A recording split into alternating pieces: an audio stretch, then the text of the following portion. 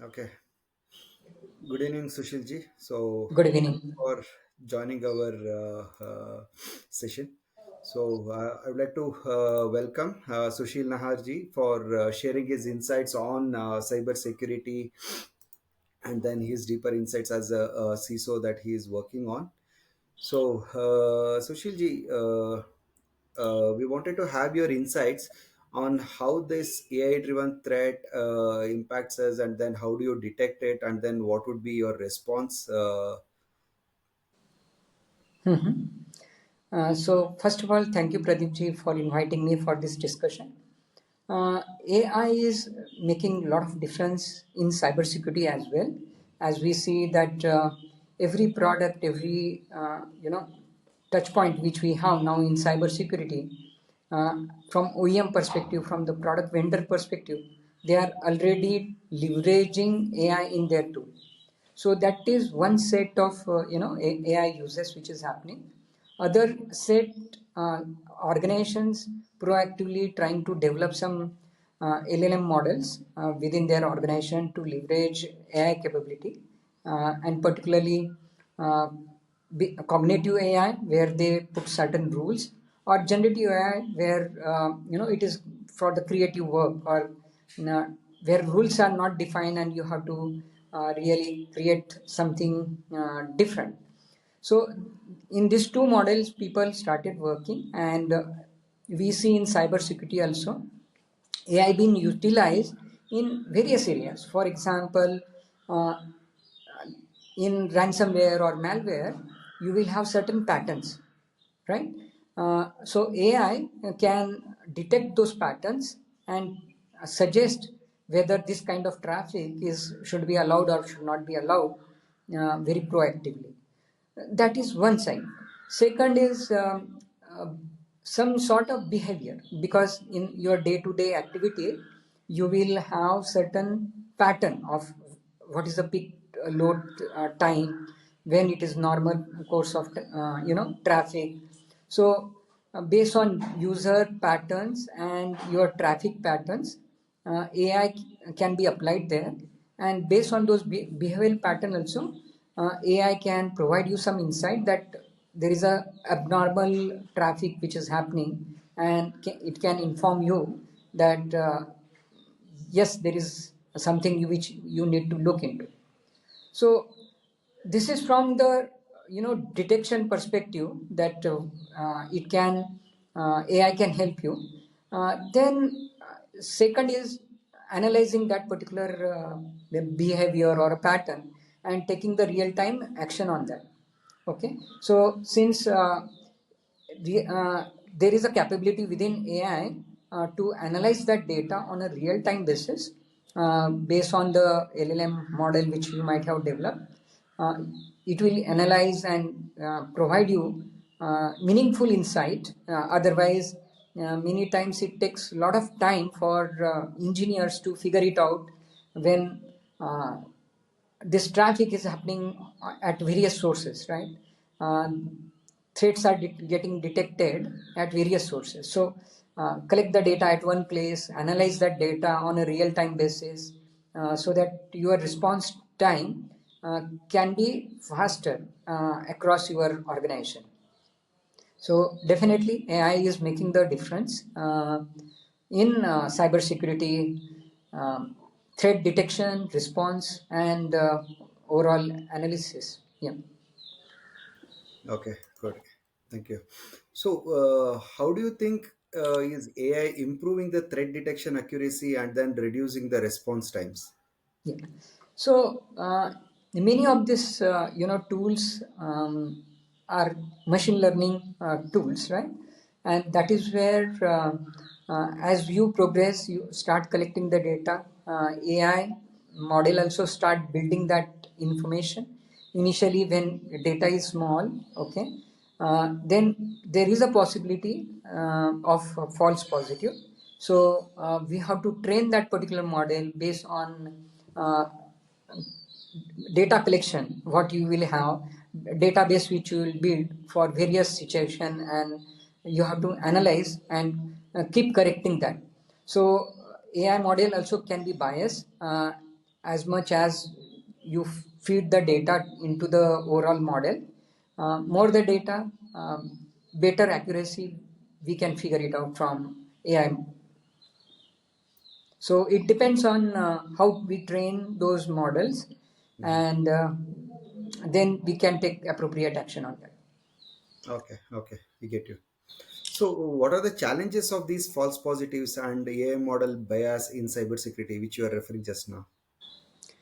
Yeah, so challenges in false positive, that if there is a alarm from AI tool, okay, probably let's assume that during peak uh, you are running a campaign, right? Uh, so during that time, there will be peak traffic, and if AI model before that the data which was there, there is a certain pattern of how traffic moves onto your edge devices. Okay, I'm just taking one example, but all of a sudden, because of marketing campaign or sales campaign, if traffic abnormally goes high, then though it is a legitimate traffic, it may give false positive that hey, there is something wrong on the network. So as I said, that we have to constantly train our models by providing the right data, and initially manually, if you try to analyze that data, it may take more time, and in terms of analyzing and responding. But now with AI, probably it may make mistake in the beginning because data was less, but as we start building on that, basically more information is available, more analysis is being done, so we can incorporate those patterns effectively, and accuracy can be improved. So that's why in organization we are seeing that you cannot, for example, attack surface management, right? Which happens. Hackers try to get into your systems. If Initially it may trigger some for example phishing attack, right? If your domains are not properly uh, mapped within your AI tool, then it may say that there is a phishing attack, right? Or it may not say that traffic which is coming, or email which is coming from that particular domain is a phishing attack. So as we start feeding that information of domains which are legitimate domains, domains which are not legitimate domains, uh, it is a learning cycle. So, but with AI, probably you will be able to quickly put those information, that data, and effectively over a period of time, it can be more accurate. Yeah, very very good insight regarding the false positives on the spike of data that are coming in because of marketing and sales campaign. That's a very good insight actually. On practical challenges that we'll be facing. Okay, so how can organizations integrate these AI-powered security operation centers in their organization? Yeah. So definitely your SIM tools or threat intelligence tools which are based on machine learning, uh, they are very very effective because as I said that once we start collecting the data from various sources, because you have various uh, routers and firewalls across your organizations on the edge devices, and also your inside network, right? So from all the sources, once you start collecting data and analyzing that data, and you see that okay, we are seeing certain pattern across these devices, then immediately you can take certain action in terms of isolating those systems and protect rest of the your organization assets. So that way, correlation of that data, then integrating those threat intelligence information which you get based on correlation and threat intelligence what you have, and taking appropriate action is helping in security operations to detect and respond to such events more proactively. You can isolate those systems so that any impact to the organization is contained within that particular segment. It will not spread rest of the organization. So that way, your business resiliency or cyber resiliency percentage can be improved by AI tools. Okay, okay. Very good information. So now let's move to the next section. What are your thoughts on adversarial AI and then threats to AI models? So definitely, attackers can exploit AI system also, right? The way we have access to AI, they can also have access to AI, and that is where we have to constantly train our AI system, and one generative AI, how creative we are in terms of training our AI model, so that you can take action appropriately. So it's important that training of a model based on various threat intelligence and malicious input which you get. Okay, I would say that it is extremely important that organization should be part of certain agencies like certain agency or threat intelligence organizations or peer group of organization to have regular information on what's happening. So you need not have to be the first victim of such attacks. You can learn from somewhere else also, and proactively you can take those action by building that model within your AI system. Okay, okay. So, how do attackers exploit AI systems and what defenses exist against these adversarial AI? Uh, so definitely, attackers can use AI for various activities like deepfake, which we have seen that people's uh, somebody else face has been put on somebody else, and we have seen those incidences are happening, spreading those misinformation across. So every such deep fake leaves certain signatures, right?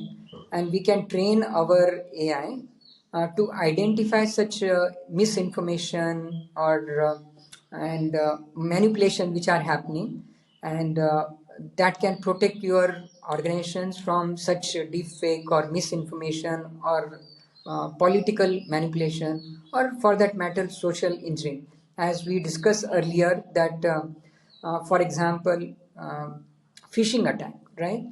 Generally we will not know which domains are legitimate, because customer can come. For example, if you are a BFSI customers, right, your customer can be from anywhere. So you will try to keep people to allow and communicate with you. You may not block those domains, but as you start learning over a period of time, you can train your overall AI tool in terms of which are those domains are fake domains, and blocking those domains from the overall social engineering perspective or misinformation perspective. And that is where we have seen even in on our mobile, uh, your true caller or any even your mobile network service providers, they constantly keep taking information from you. If there is any call which is not legitimate, just inform us and we will block it. So Yeah. they are also leveraging AI, building on those inputs which are coming from various sources like us also. Now, similarly, in our security world, by part of certain organization, body, or threat intelligence and peer group, you start building that information and start training your AI model. Okay, okay, yeah, that's good. You also covered what are the risks of the AI powered deepfakes and all. So if you can go deep into what are the social engineering attacks because of these AI powered deepfakes and so on. So can you provide more light on that?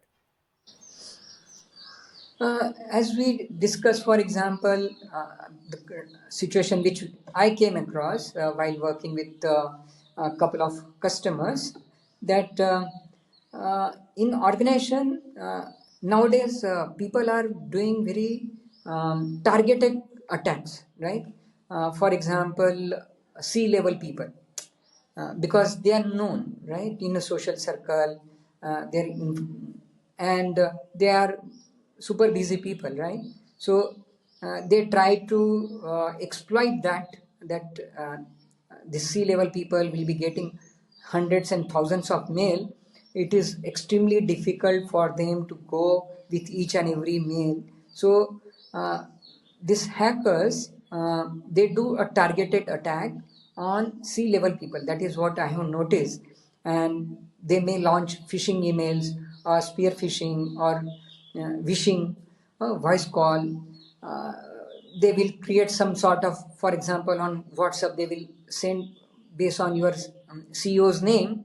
One message will come that, hey, I'm traveling. Can you help me with, some money to be transferred? And he being your boss, you will say that, okay, let me help him out, right?